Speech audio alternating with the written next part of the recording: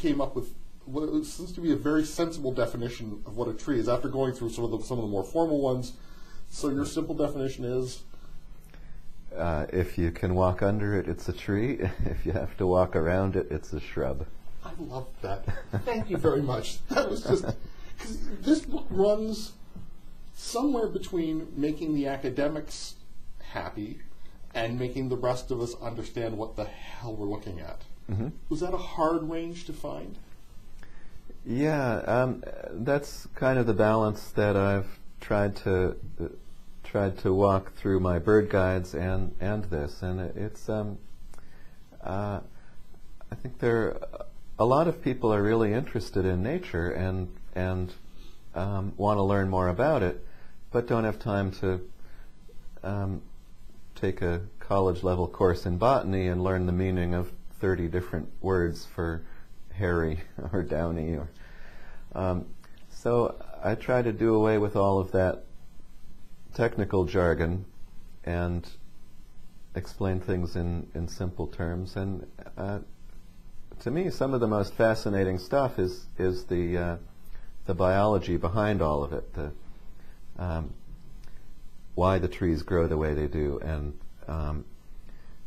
what is the definition of a tree, and just the simple fact that there is no real biological definition of a tree. It's just a plant that grows really big with a certain form, but species even in the same genus, like dogwoods, there are trees 40, 60 feet tall, and another species very closely related that's just a little ground cover, never more than 6 inches tall.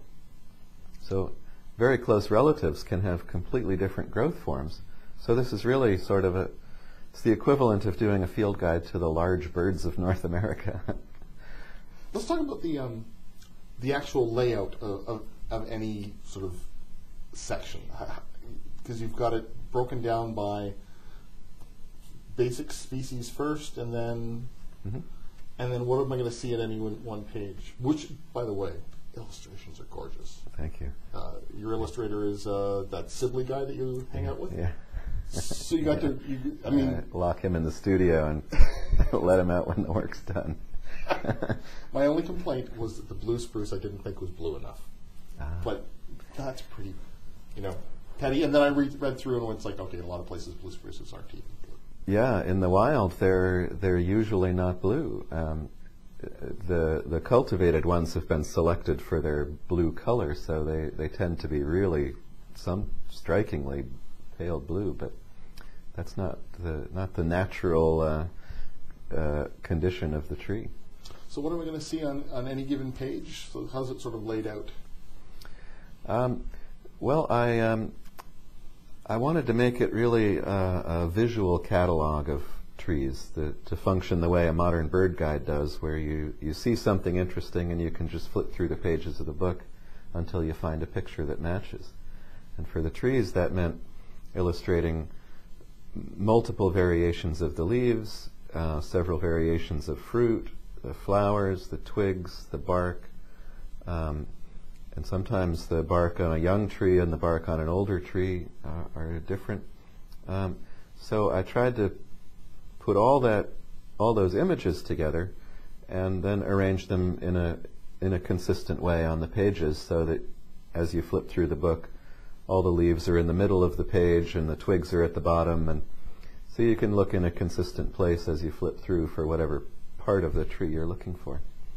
And hopefully, they're also arranged with their closest relatives. So genera and families are presented together in the guide. So my favorite part was the little yellow boxes, kind of sidebars. Yeah. Because the other stuff is kind of predictable. You'd see the map of the range and how high it was and what its closest.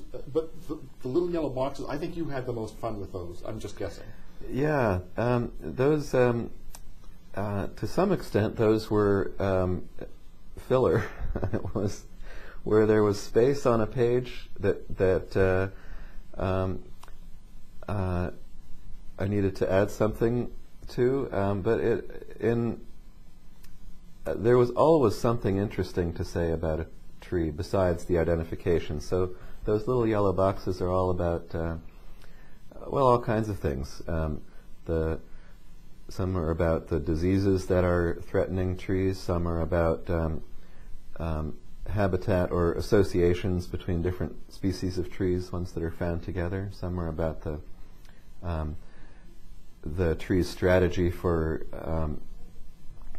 producing fruit, like pines and oaks will have they're on a multi-year cycle producing fruit every few years as a way to keep the